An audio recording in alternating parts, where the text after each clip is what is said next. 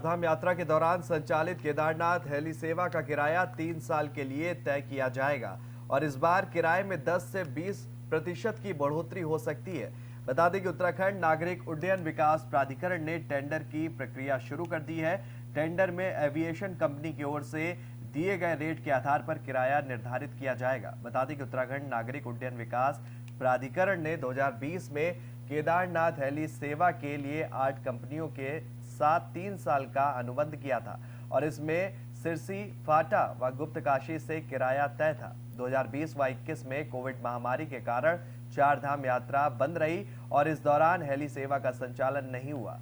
स्थिति सामान्य होने के बाद 2022 में यात्रा का संचालन किया गया। एविएशन टरबाइन फ्यूल के दाम में बढ़ने के कारण एविएशन कंपनियों ने सरकार को किराया में बढ़ोतरी का प्रस्ताव दिया था। हालांकि 3 साल का अनुबंध होने के कारण सरकार ने इसकी अनुमति नहीं दी। सचिव नागरिक उड्डयन दिलीप जावलकर का कहना है कि केदारनाथ हेली सेवा के लिए टेंडर प्रक्रिया चल रही है और कंपनियों के आवेदन के बाद ही नए सिरे से किराया निर्धारित किया जाएगा।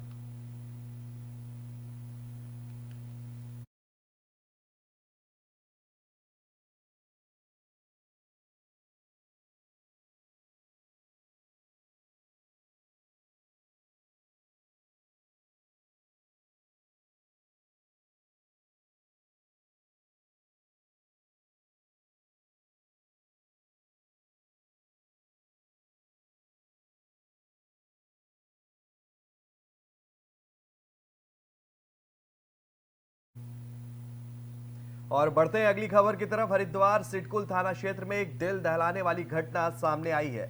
दामाद ने शराब के नशे में मामूली कही सुनी होने पर अपनी सास की गला दबाकर हत्या कर दी और इसके बाद में पुलिस को अपने ही फोन से इसकी सूचना भी दी। मौके पर पहुंची पुलिस ने शव को कब्जे में लेकर जिला अस्पताल पोस्टमार्टम के लिए भिजवा दिया है। वहीं आरोपी दामाद को पुलिस ने हिरासत में भी लिया है। मृतका बसंती देवी यूपी के बिजनौर की रहने वाली हैं और सिडकुल में मजदूरी करके अपना जीवन यापन कर रही थी। एसपी सिटी स्वतंत्र कुमार का कहना है कि हत्या की सूचना पुलिस को मिली थी, जिस पर पुलिस मौके पर पहुंची।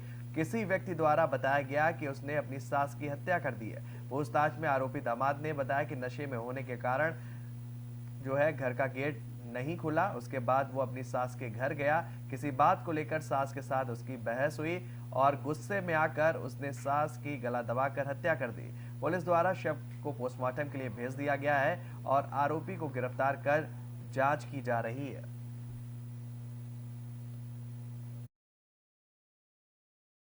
आज सुबह इसकी सूचना मिली थी। सूचना पे जब पुलिस वहां पे पहुंची तो एक व्यक्ति द्वारा एक महिला का मर्डर किया गया था, ऐसा उसने बताया।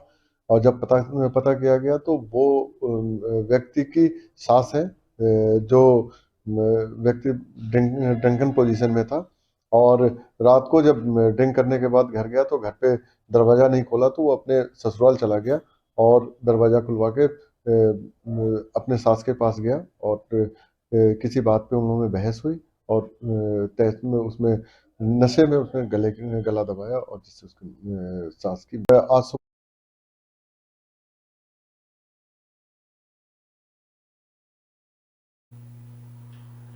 केंद्र सरकार हस्तशिल्प मंत्रालय द्वारा अल्मोड़ा के ऐतिहासिक ताम्र उद्योग को बढ़ावा देने के लिए 2 दिवसीय कार्यशाला का शुभारंभ महिला आयोग की उपाध्यक्ष ज्योति सा मिश्रा ने किया और इस दौरान ताम्र उद्योग से जुड़े कारीगरों ने शिरकत भी की, जिसमें कारीगरों को ताम्र शिल्प से बनी वस्तुओं की जानकारी दी गई, जिससे बेहतर उत्पाद बन सके। वहीं उपाध्याय ने कहा कि सरकार हस्तशिल्प से परंपरागत सामग्री के निर्माण को बाजार में बेच सके और लोगों को आर्थिक स्तर बढ़ा सके, इसलिए कार्यशाला का आयोजन किया गया।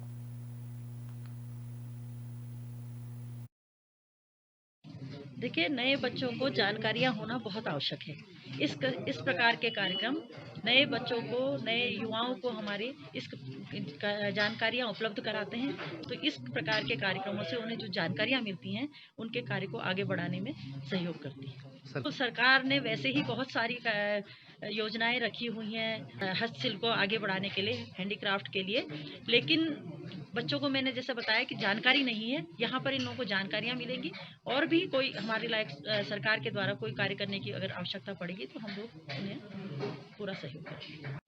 देखिए, नए बच्चों को जानकारियाँ होना बहुत आवश्यक है।